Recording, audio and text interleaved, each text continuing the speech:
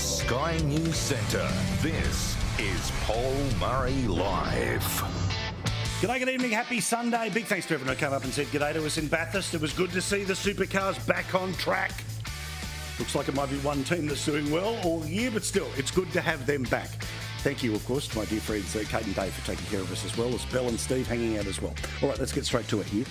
There's lots of problems with fires, and there's going to be big problems with fires this week, particularly in Victoria. Fires have been burning over the weekend, and there is literally, as we speak right now, an emergency warning, which is in places like in and around the Mount Lonark right now. Plenty of areas are affected, and I'm just looking at a map right now. Anything in and around it currently has a bushfire warning, which has take shelter. Now, the fires are significant. The expectations are that by Wednesday there's going to be a particularly bad fire day, and I hope this isn't true. I hope it's all wrong. I hope the bomb gets it wrong, but that's the predictions that Wednesday is going to be a problem. Here's the latest from the front. Any notion that the fire will be put out before Wednesday is just not feasible. As for the locals that have got to deal with this week in, week out, we're left with 13 horses, 3 dogs, 2 cats, 3 guinea pigs, 2 teenagers and 2 goats. And that was as much as we could get out. This worries me a bit coming back this way. One that definitely went up was just the black smoke, so unfortunately. I think it's a holiday house. Now, we see this very regularly. It's part of life in Australia. The industrial and political left wants to make it always about climate change, but the number of people who get affected by natural disasters, it's sadly a constant in our country when it comes to flood or drought or rain. But there is something worth noting here, which is, where's the Prime Minister? Now, I thought it was unfair when the previous Prime Minister was being blamed for everything, but the current Prime Minister, while all of that was happening, what was he doing on the weekend? Well, as you know, off to the Tay-Tay concert, leaves early, jumps on the private jet and then goes down to a party in Melbourne where Katy Perry was playing for people. Now, again, I don't have a problem with the Prime Minister having fun or being able to go to these things, but it's probably about time we actually started to notice the double standard that exists here. Because, you see, remember when everything was personal? When the behaviour of the media, when the expectation of locals was that the Prime Minister was going to be there for everything that went wrong. Now, that was unreasonable then, and it is unreasonable now. But the Prime Minister, it is starting to be noticed, is always seemingly not at work, not actually doing his job. Yes, there's an awful lot of campaigning that goes on, a lot of politicking going on, trying to associate himself with the pop culture moment of the day, like the dancing we saw this weekend. And again, even as somebody as critical of this Prime Minister as I am for the job that he is doing, I don't deny him, his family, anyone, being able to have a good time. It's part of being a human being. And we want these people to have the chance to do so. But when did the standard change? You see, of course, when it was bushfires in 2019 into 2020, we all remember how terrible that was. And we know that there was an awful lot of smoke that was being felt in capital cities, but it was also being used as an opportunity to say, here it was, climate change is now upon us. So the screaming of the left was, where's the Prime Minister? And we all know how that went. And we all know how that was used as an overall narrative to bash the Prime Minister of the day for not doing enough. Now, the reality is that he's not in charge of emergency services. It's a state responsibility. But it followed the then Prime Minister into the Lismore floods. Why hasn't the Prime Minister turned up? Why is he not personally plucking me off a roof? Well, of course, at the time he was in COVID quarantine. The second he got out of it, he went there, but still, it didn't matter. Narrative had been set. Prime Minister's job is to hold everyone's hand, especially when terrible things are taking place. Prime Minister's job is to personally intervene in every natural disaster that is around. Now, that standard was unfair a couple of years ago, and it would be unfair to demand that standard now. But isn't it fascinating how no one brings this up at all? That there is no natural disaster that the current Prime Minister has to prioritise over whatever his social calendar was that weekend, whether he's off for an international meeting or he's politicking or he's running around in FM radio studios.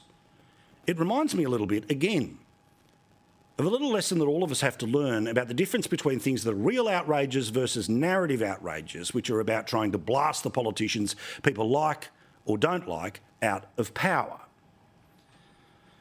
Like, remember all of those marches on federal parliament when it came to climate change. This was the existential issue of our time. So literally, like the January 6 protesters, there they were standing in the middle and sitting down in the foyers of Parliament. They weren't as disruptive, but you get my point.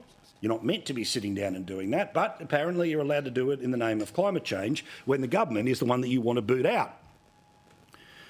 Now, those people wouldn't believe that Australia is doing enough now, but of course they're all silent. Why? Because a left-wing government is currently in place. All of the issues to do with how women are treated in the workplace, women are treated generally.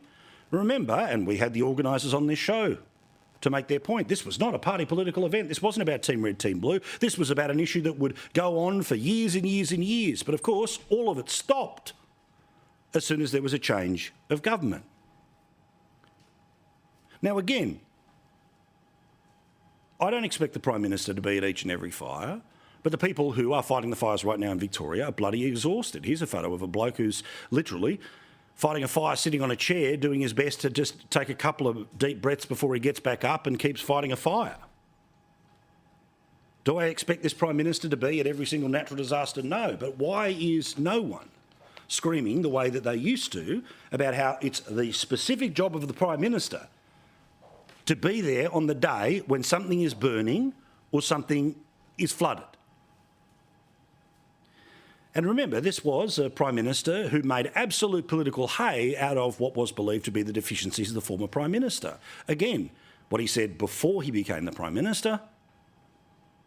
If I'm Prime Minister, I won't go missing when the going gets tough, or pose for photos and then disappear when there's a job to be done. I'll show up, I'll step up, and I'll work every day to bring our country together. Now again, this was a very big, very clear promise, but where was he on the weekend? He was at a Taylor Swift concert because, OK, he wanted to be part of that crowd. But he left it early to get in a private jet to go and hang out with a bunch of millionaires, billionaires and important people in the supply chains at a party in Melbourne where Katy Perry was performing.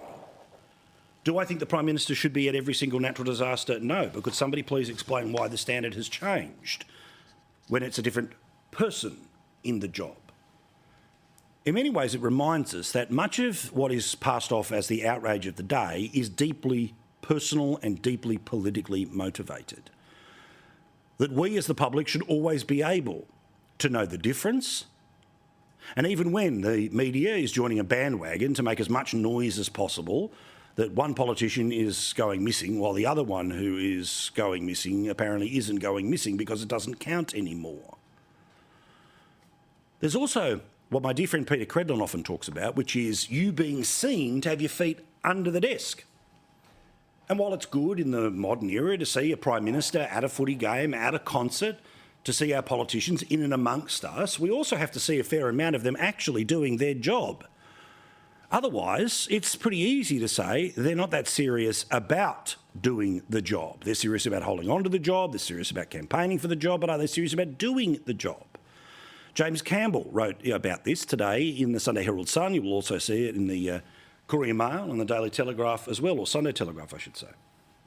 And he kind of links all of this, and in my view quite correctly, to the Airbus elbow phenomena, the one where people get frustrated about how often this Prime Minister was literally out of the country. Well, there's sort of a domestic version of this too, that any chance he has to not show himself working but instead just enjoy the metaphorical front end of the plane experience at a concert, at a footy game, a theatre show, at the tennis, you name it, he's there. Flying around the country from A-list event to A-list event, the Sydney Test match today, the Australian Open final tomorrow, might be okay for a minister, even an opposition leader.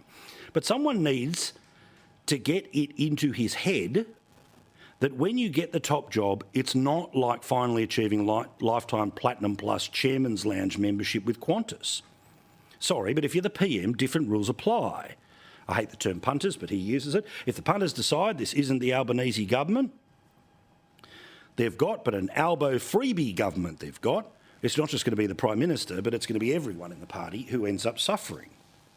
It's clear, however, that almost 2 years into office and only weeks after he was roundly booed at the tennis, this hasn't penetrated the Prime Minister's skull.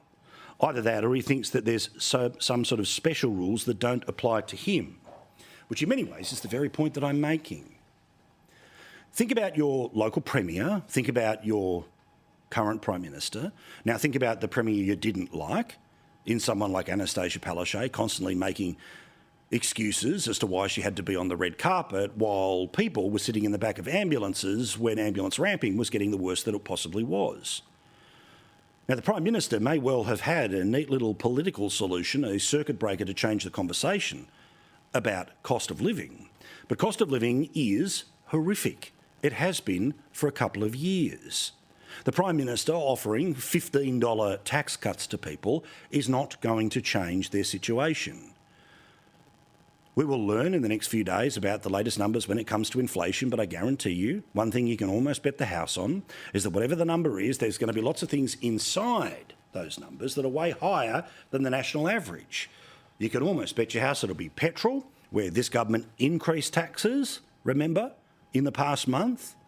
It'll be power, where they promised $275, but as we showed you last week, that was just modelling from way back when. Russia has invaded Ukraine, when of course Russia invaded Ukraine 2 months before the last federal election. So if the promise was dead, it was dead 2 months before people made a decision to vote on it. Now, no doubt the Prime Minister and all the lovies in the press gallery, they just go, that's just Paul. It's just prime time on Sky News. But they know in their heart of hearts that eventually this stuff matters. Eventually people notice it. And if they're not noticing it in big numbers now, I promise you, because it's the same for every politician, they will eventually start noticing it. And if their circumstances are financially difficult, but they see their leaders who are getting the biggest pay rises they've got in 10 years, telling us what sort of car we're allowed to drive into the future, telling us that we should drop to our feet and kiss their shoes because they're giving you $15 a week, eventually people will wake up. Too little, too late, and they couldn't give a stuff about normal people. Normal people are just there to be distracted, to shut up and to pay their taxes. Which brings us to the big electoral event this week. Federal Parliament will be back this week, both the House and the Senate, so no doubt everything will be about trying to move the voters in the seat of Dunkley. The biggest part of Dunkley is Frankston. There are lots of other areas inside it, but this area outside of Melbourne is about as suburban as Australia gets, which is why tomorrow night we will be doing a special edition of Paul Murray Live from Frankston in the heart of the Dunkley electorate. We are giving people the opportunity to ask whatever questions they want of the people who are seeking to be the next member for Frankston. Now, the way this works is that the first 100 people who got in touch with us are the first 100 people to get a seat. Now, of course, they're the viewers of this program, but we have done our best to make sure that these are people who live in the electorate. They will be voting. Yet the Labor Party and the Greens at this moment in time have told us that they don't wish to be there. So we will save them a seat, literally save them an empty chair. Because while they think that it's a game they don't need to play, it is a powerful statement about the arrogance they have to the very people who they are seeking to vote for them on Saturday. The very people who they claim. Remember, every time an election happens, I will rule for everyone, including the people who didn't vote for me. How often do you see that? Well, while we will leave the seat open, they know where we are, they've got our telephone number, they can turn up on the night, they can get in touch with us in the morning, they probably won't turn up. But we'll still do the pub test because locals have questions, and the candidates that are going to turn up will be able to answer them. But it is a powerful statement of how arrogant parties become, and presumably the candidates who seek to represent those parties, that they won't seek to win every vote they can. Instead, it's too high risk. But we will be there tomorrow night, 9 o'clock. Now, Dunkley, as I say, is about as normal as Australia gets. The majority of people in the seat were born in this country. Their parents were born in this country. They have ancestries all over the world, but essentially they're multi-generation Australians. The extreme majority are working and working their backside off, and they're not earning an awful lot of money. In fact, the mean income in Dunkley, according to the census from a couple of years ago and the Bureau of Statistics, is $42,588. In terms of the number of people who are currently paying off a mortgage, it's 41% of all of the homes in Dunkley are currently paying off a mortgage. That is higher than the national average. So you're in a scenario here where people who are going to earn $42,000, the best they're going to get as a tax cut is $14 a week. And the people that will be sitting in the audience or watching the show, or the people that will meet in the street tomorrow in and around Dunkley, come say good day. We want to hear from everyone, no matter which way you're planning to vote. Of course, they, the sheer biggest number of, are trying to pay off a house, and there has been 12 interest rate rises since this government came to power. Their response is to rig the Reserve Bank and try to bully the Reserve Bank governor to never lift interest rates. But remember, the best case scenario that the Reserve Bank put in front of us just a couple of weeks ago is that even when interest rates start to go down, most likely not this year, even a chance of not next year, but let's imagine whenever it happens, you'll still be paying up to 75% of the 12 interest rate rises that have taken place under this government. What does the local member say about that? What does the local candidate say about how that situation changes? Well, obviously, we'll all learn together. Now, the prevailing political judgment of people is that with a 6% margin, and the reason for the by-election being that the former Labor MP passed away, and obviously why you have a by-election is a big reason as to say if it's because of scandal, there might be a big result against one party, but the assumption of the political elites is that not much is going to change. Labor might lose a little bit of bark, but they'll stay in power in the seat. But this pesky little issue of cost of living is one that the government is not going to be able to spin its way out of. Now, regardless of the result on Saturday, cost of living is a massive issue in Australia. It is a huge issue in families. It is a huge issue for people who live by themselves. And while I am not predicting anything other than the most logical outcome of this by-election, remember I like to try to show you some data so there is no surprise. Now, you would imagine that when the Age newspaper in Victoria, or when the Turnbull Times, the Guardian, goes to look for how people are going to be voting in this election, they are not looking for people who will be voting against the government. But they were able to find plenty. You see, according to the Age newspaper, bipartisan election, there's only one thing on the minds of Dunkley voters, and guess what it is? Cost of living. Now, Labor will say that $14 a week is enough to buy the people of Dunkley off. I say it's going to be considered too little too late. Here's some of the people who spoke to the paper, obviously retransmitted in the Sydney Morning Herald. For me, it's about the cost of living crisis. Buying groceries and being able to buy a house in the future. I would love to be able to feel comfortable in life and not have to worry. How are they going to vote on Saturday? Sue says groceries are disgusting. I've changed brands. I've cut back. Instead of soft drinks, we have cordial. There's nothing left at the end of the week. Now, will she be bought off by $14 a week? Or will she see that the government increased petrol taxes and took $1,500 off 10 million workers as part of their response to cost of living? Meantime, in the Turnbull Times, everything is so expensive. I'm not Liberal or Labor, but I hate the Prime Minister. He's a liar and he needs to go. Again, I'm not predicting what's going to happen. Only a fool would do so. If you're looking at what the preponderance of opinion is, it's that Labor's going to be able to hold on, and then we'll have an argument about the size of how many people did or didn't vote for them. But don't be surprised if it's a little bit closer than everyone else seems to suggest. As I told you how many times during the 2019 election, nothing is inevitable. It is up to you to decide. It is up to the people who we will showcase on this program tomorrow night to decide. Hence why it is the responsibility of everyone who is trying to appeal to those people to actually walk the talk.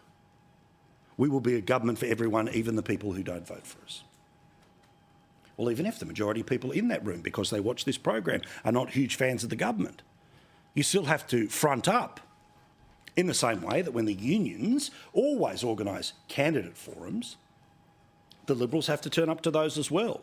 You have to be able to look a critic in the eye and at least have a convincing argument about why you are doing what you do or what you believe. Now, you may not change anyone's mind or anyone's vote, but by turning up and arguing your case, you show that you are hungry for the office. At this stage, a couple of empty seats. I hope that someone, somewhere in the Labor Party sees that even if the majority of people in that room are not planning to vote Labor or Greens, they still deserve the respect of being the people who pay their bills, the people who pay their taxes, the people who you think, in terms of the Labor Party, that the world will be suddenly better because they have $14 a week. Meantime, this week we are going to get a lot of information about the economy, as I say, the inflation numbers, but we've got some more data to tell you about tonight. I'm sure it's the same in Dunkley, but I'm sure it's the same in Davenport, in Drummoyne, or anywhere else starting with a D around the country. There's a huge number of people who, when they go to the shops, they're not paying with debit cards, they're paying with credit cards. And there is a very significant number of people that are now missing their payments on their credit cards. If you miss your payments, you've got 14 days to be able to pay it before the credit agencies start to take note that you are missing your payments, meaning when you seek to apply for something again, even though you might have a reasonable income because of your payment record, you'll end up paying a higher interest rate or getting a smaller amount of money. In fact, according to the annual Finder credit card report, 13% of people, 1.8 million people, have recently missed a payment due to cost of living pressures, ones that will not go away with $14 a week in too little too late.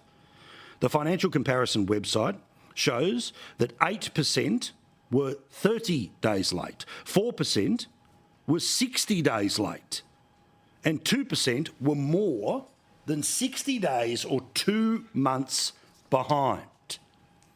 In total, Australia's got quite a credit problem right now when it comes to cards. There are 13 million of them, and the total amount of debt that's swirling around as a result is $18.1 billion. Now, late breaking this evening is a poll which has been produced by the Channel 9 television station and repeated in their newspapers tomorrow morning. I'll give it to you now. It is not good news for the government. Now, the government, again, had expected that they had bottomed out after last year and the recovery was going on. Well, these numbers show they are still continuing to fall. When it comes to the primary vote right now, the Labor Party is at 34%. That's down. The LNP is up to 37%. And with 37%, while you need a 4 in front of it to be quote-unquote guaranteed to win, 37% means that if there is enough One Nation and United Australia party preferences, that you would probably go close to actually winning an election. But interestingly, once you dig into this, can I show you the trend line of what has been happening?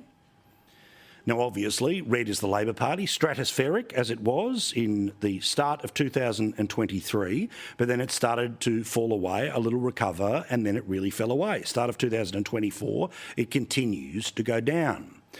You can see the primary vote number for the Liberal Party, which had totally cratered out, started to show signs of life, got close to the Labor Party before going back down, is now above where the Labor Party is.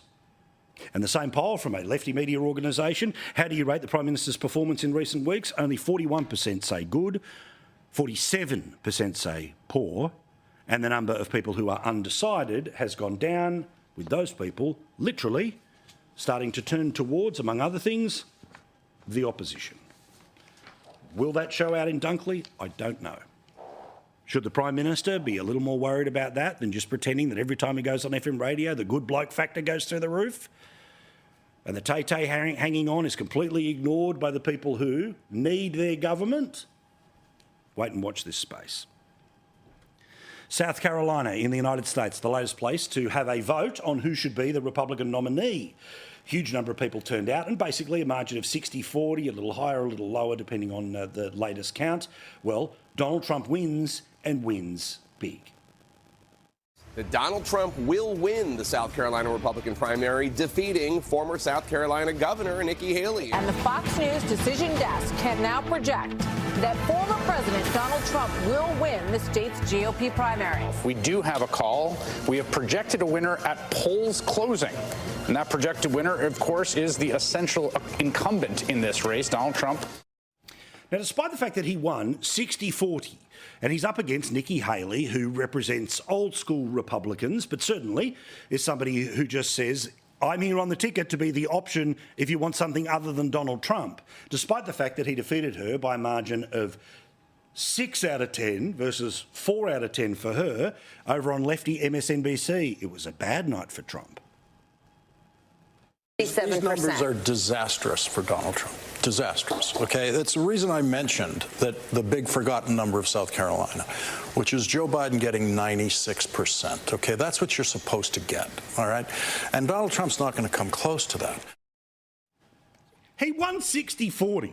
Now, the general election, I agree, is still a lot closer than people may think. I still think there's an awful lot of people who hate Donald Trump. Whether exactly the same number as 2020 turn out, we'll all wait and see. There's also the reality that if he's found guilty in any of these trials that he's going through, then a significant number of independents will just simply drop him and go with the slightly living corpse that is Joe Biden. So he's not out of the woods, but he is going to be the Republican nominee. So pretending that this is not a good night for him, please. As for Donald Trump, he was, among other things, speaking at the CPAC conference, which is a conservative group. This was in Texas, I think, this weekend. Remember this, I've been indicted more than Alphonse Capone, Mr. President. Do you know who that is? Even the president just said, I do. Scarface, Al Capone. If he had dinner with you and he didn't like the smile in your face, he thought you were mocking him by smiling, you would be dead before you got home and said hello to your wife.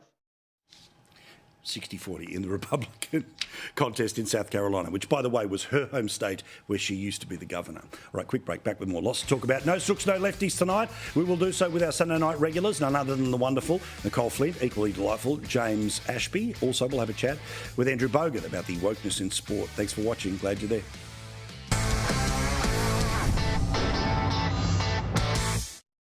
Thanks for watching No Sooks, No Lefties. I was at Bathurst. If you went to Perth to watch the wrestling, or maybe you just had a good weekend campaigning for the seat of Keppel like James Ashby, or probably a bit of time in the farm or doing her best in South Australia as none other than Nicole Flynn, I hope you had a good weekend. Let's get straight to it. So, guys, new poll. It's the one that comes out, the Resolve poll. And it shows that the supposed recovery of the Prime Minister is not actually happening. Nicole, am I surprised when we've talked about for how long and how many nights in a row that too little, too late tax cuts and all this sort of parading around and basically sort of the domestic version of Airbus Albo, people aren't buying into. They're not buying that he's in the same fight that they are. Of course they're not buying that the Prime Minister is on their side. He has lied to them on a range of fronts. First of all, the tax cuts, power prices, Paul, that's hurting people badly. Not to mention, cost of living under Labor has gone through the roof. As we know, we're talking about it virtually every single week. When voters' hip pockets are hurting, they know who to blame in this instance. It is the federal Labor government, because this has all happened on their watch.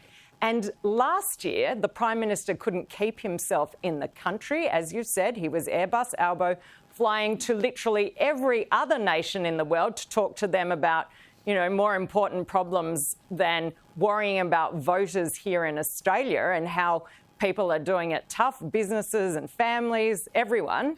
And then he didn't learn his lesson from all the feedback he was getting at the end of last year. And he's been jetting around the country to go to the tennis, the cricket, and now back-to-back nights, first at Taylor Swift's concert and secondly at a private Katy Perry function in Melbourne.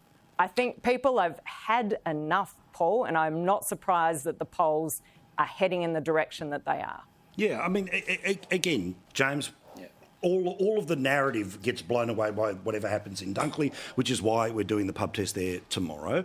But I just think there is yet again a great gulf between those who talk about this stuff all day, every day, and the reality that, OK, yes, there is these changes when it comes to the tax stuff, but when you actually look at the numbers, it's too little too late. And it isn't a circuit breaker from a government and a Prime Minister who's always more than happy to hang out with the cool kids and not actually do much for the people that are, you know, cleaning up after the cool kids once the concert is over.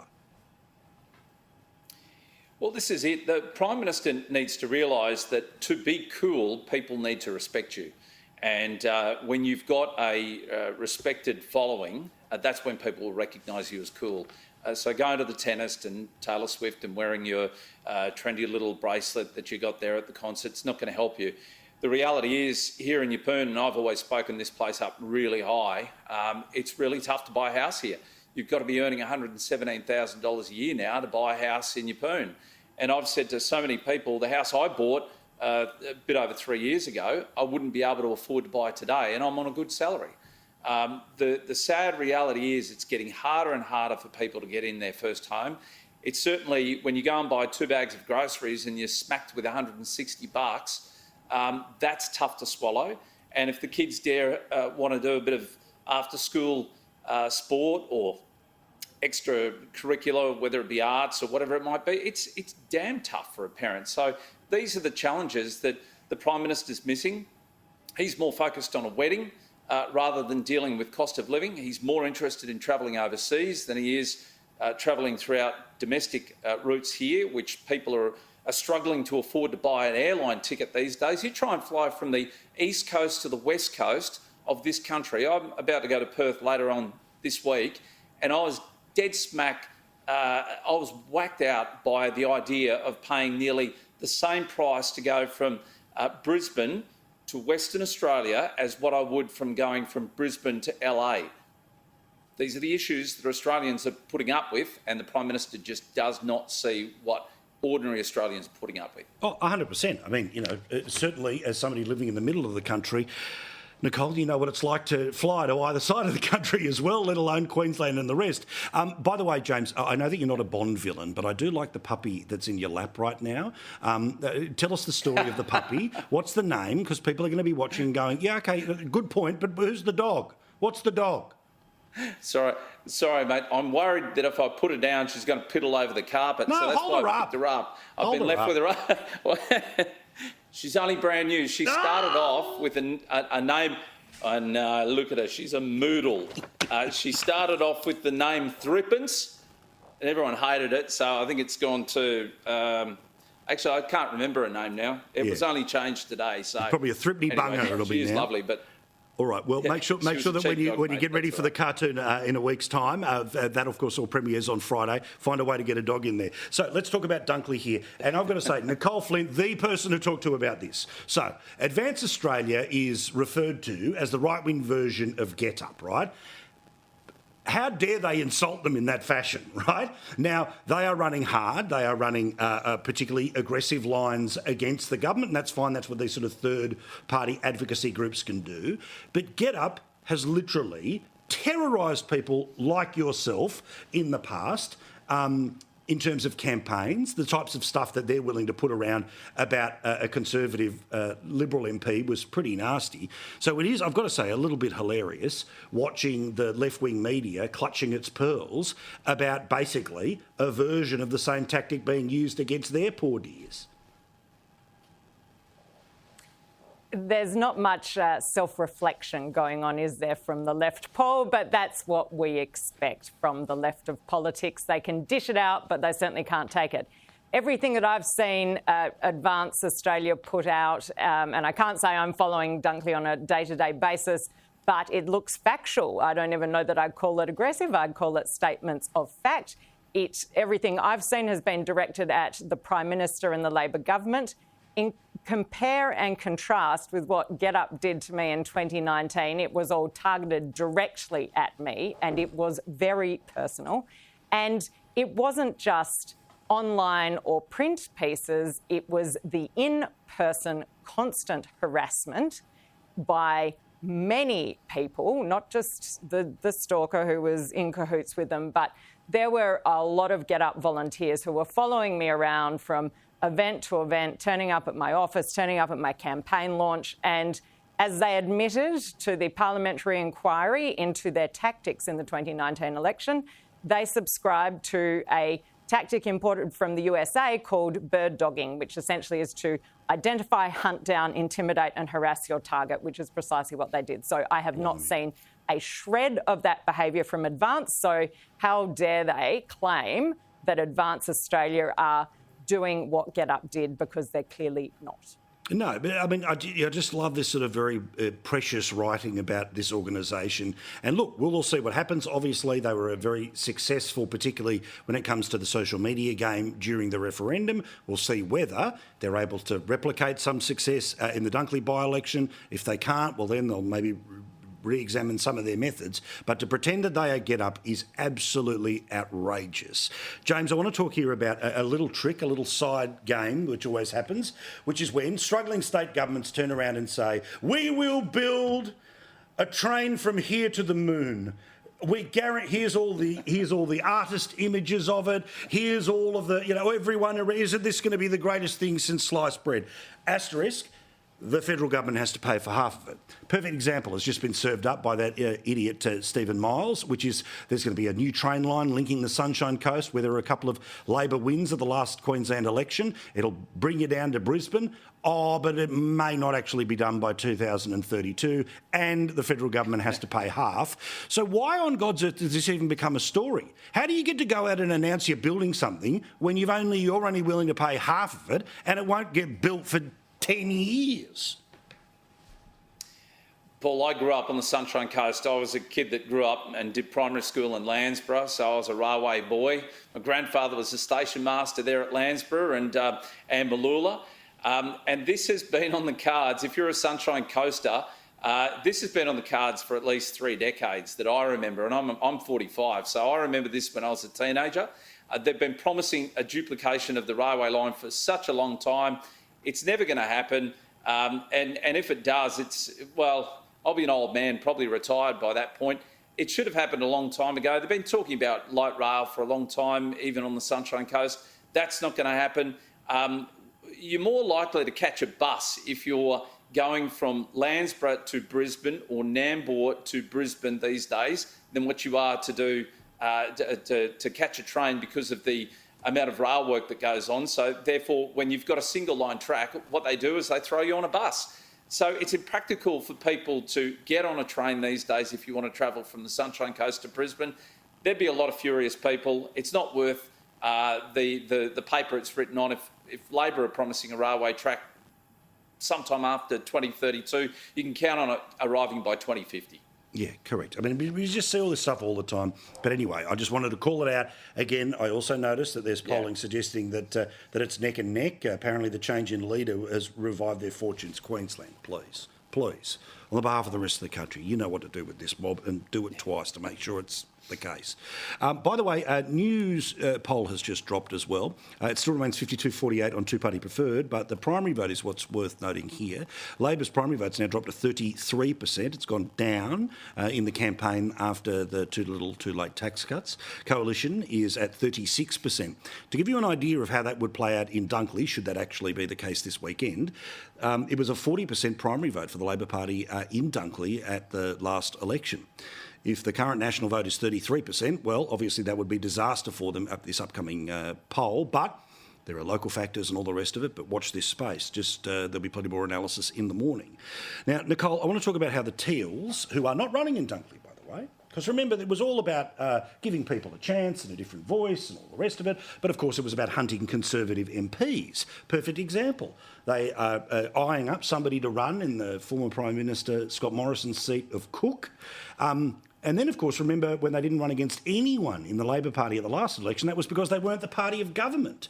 Well, I would have thought that, the Teal would have turned up at this by-election, but of course the reality of the Teal is that they exist to destroy the Conservative wing of the Liberal Party. I don't know what will happen when it comes to Cook. I wouldn't imagine it would be as successful as it's been in other parts, but we know what the reality of the Teals are. It's just I wish the rest of the media that get paid to talk about politics full-time actually notice they don't run against Labor, they don't run against, generally speaking, Liberal moderates. They just run against Conservatives to try to swing their seats. A couple of other examples, but you know my point.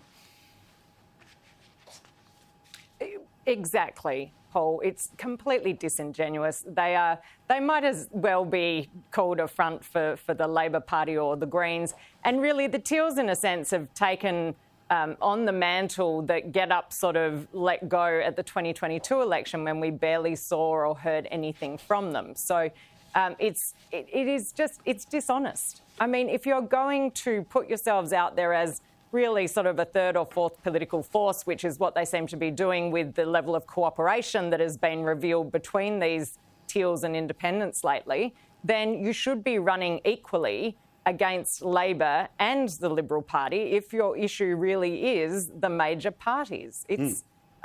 I just hope we keep talking about it. I do hope other media outlets start pointing this out, because it really isn't. It's really pretty dodgy. Well, also, it's all a little too cute by half, right? It's all this sort of passive-aggressive nonsense, which is then pretending to be one thing, but we all know what the reality of it is. And also, the truth is that what this is about trying to do is that you're trying to say that even if 40-something% of people vote for Team Blue, well, funnily enough, if everyone who isn't Team Blue all gets together, then eventually they can take their 6%, their 7%, their 12%, their 21%, put it all together, and then that's how they end up with the result. And it's it's a great hack when in terms of making the most of our preferential system. But if it's just about creating another option to gang up on the preference game, well, then we all know what this is. All right, James, let's talk about Trump today. South Carolina, he, of course, will be the Republican nominee. Nikki Haley's going to stick around. I think the reason she's going to stick around is because she's hoping that the Supreme Court will uphold the states that want to bounce him off the ballot, and then literally the chances of him being the candidate automatically disappear at that point in time. But 60-40 in the place where she was re-elected as a governor, that ain't a great one for the hometown girl. Oh, no. I can't wait for it.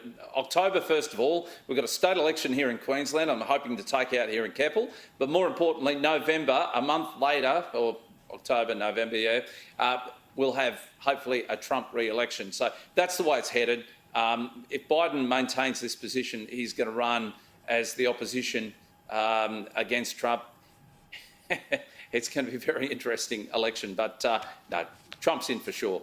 It's a great outcome. Between wedding tents at the Lodge, Taylor Swift and everyone going nuts about that, and of course Trump versus Biden, the cartoon series Please Explain is going to be fascinating to see, and you'll see it starting Friday again. Season 3, very excited. All right, bold predictions for the week ahead. Nicole Flint, I hate to tell you, this is legally binding, so make it count. Well, obviously a Liberal win in Dunkley. Can't wait. There you go. Good. Nice, clean prediction. For you, James, that's a bold one, and I like it. A bold prediction from you. Ooh. I'll probably clean up another 5 piddles in the next 24 hours. But also, but on top of that, watch One Nation's numbers grow within the next week. Oh, okay. Stand by. Stand by. And what does he mean by numbers, everyone? What does he mean by numbers? In the Parliament? In the polls? Who knows? Prediction has been delivered. Thank you very much, James. Thank you very much, Nicole. Enjoy yourself this week, and we look forward to all of your promises coming true. Or dare I say predictions. All right, quick break. Back with more. The great Andrew Bogut joins us next to talk about a whole bunch of woke stuff, a bit of sport as well. And don't forget the Royal Report about 13 minutes from now. Thanks for watching this Sunday night. Sunday nights for the hardcores.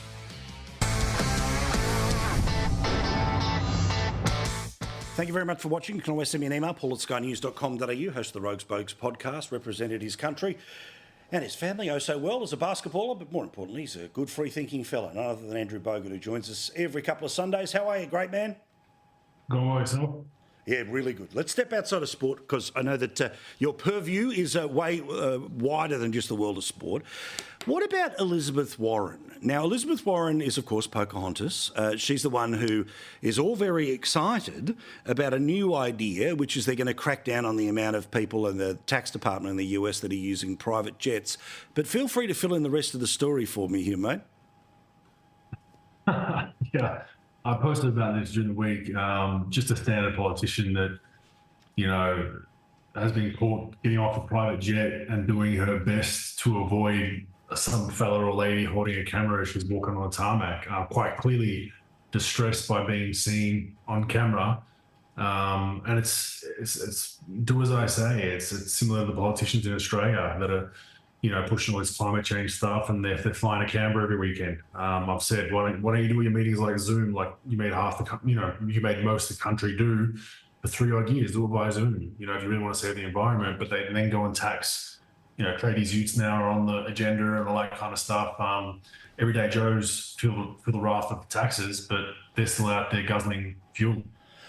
I'm so with you, and this is one of the reasons why I kind of rail against the PMO. I care about cost of living, and everything we do is about fighting cost of living. Well, no, you increase petrol taxes. 60-something% of a bottle of Bundy rum is tax. You're in it for the working man. Well, really? So what did you think about him? And I've got to say, I've just sort of hit this moment where I've had enough of him trying to sort of get the reflected glory of being around people that are more popular than him, like the Taylor Swift stuff. Yeah, look, I'm on the line about this just because I think, Prime Minister, whoever can go and do what they want in their own time. I think I'm more concerned about, broken election promises and that kind of stuff. Every human being is going to have their fun. I think it's kind of a little bit of petty politics, the same as when ScoMo was flying over Hawaii. I think there's a similar kind of feel to it. Correct. But I think that, I'm more concerned about broken promises election-wise. And we do have a nation that, cost of living is a big issue right now. The real estate Ponzi scheme, as a lot of people call it, is still a big item agenda that no one's really addressing. So there are a lot of issues out there, and that's what I'm more concerned about. I don't really touch he's still going to go out there and enjoy himself. What I do find funny is that every politician's and every athlete and every celebrity now in Australia is a Swift fan. I find that absolutely bonkers. It's almost like the media's told us we all should love Taylor Swift. And I'm not saying she's bad, but yeah. I don't think there was this many fans before she landed in Australia, is my point. Well, but also, literally, there was a poll about this, but more than 75, I think it could even be more than 80% of people that have no interest in going to one of the concerts. Again, wonderful pop culture moment, good luck to you, but is it the central event? And it does feel like the bread and circuses always get more attention than the real stuff. And the reality is that the lies that we get told really do hurt people. Yet it's not as easy to talk about as look, here he is with someone famous. Yeah, he does love his PR moments, but, that's most politicians. They're going to try to act like they can shoot a basketball when they're with me, or they're going to act like they can sing like Taylor Swift when they're with Taylor, right? And Taylor, by the way, another one that's all about climate change. How many plane loads came to Australia, I wonder, this time, Paul? Well, and literally, the boyfriend who flew here for a day to fly back anyway. I know too much because it's just too much around. Should talk a little sport with you. Can we roll the tape of a brawl in the NBA? He took it away, and he's held up by Kevin Love. But see, this is what happens. Right. This is what happens. This is Jimmy Butler and Najee. Yeah, it's because they let it go. Right, this is what happens when officials don't call fouls. They let it got away. Look at Thomas Bryant in front of us. With the unfortunately. Yeah. What a mess. What do you reckon? Yeah, it's rare you get punches thrown. They're both going to get a pretty hefty suspension, a hefty fine. It's going to cost them a couple of paychecks. So it would probably be some guys might cop up to $500,000 because they lose that paycheck from that game. But yeah, a little bit of argy-bargy. I think the referees lost control of the game a little bit and they're just spiced out. I actually played with the guy later on in this that swings at the little dude from New Orleans. I played with Thomas Bryant. He's kind of a wild fella, but you ever really have this happen in the NBA? On my podcast, my co-host, we always talk about in the NBA that they should do it like hockey. If you get in a little brawl, they put you in a little area for a minute and no one will throw a punch, because generally it's like everyone wants to throw a punch and then as soon as they're held back, I'll get you later. So yeah, it's actually nice to see a few guys have a swing, because usually when the lights and camera are on, it's all talk for the most part in the NBA. Yeah, remember at school, I'll meet you under the bridge. The fight was never as good as the one that just happened instantaneously at the camp. The lead-up's the best part. That's it. Correct. Thank you, mate. Well, listen to your podcast, the Rogues Bogues podcast. Andrew Bogut, thank you so much, mate. We'll talk to you again on a Sunday night. Quick break, back with more Royal Report 4 minutes from now.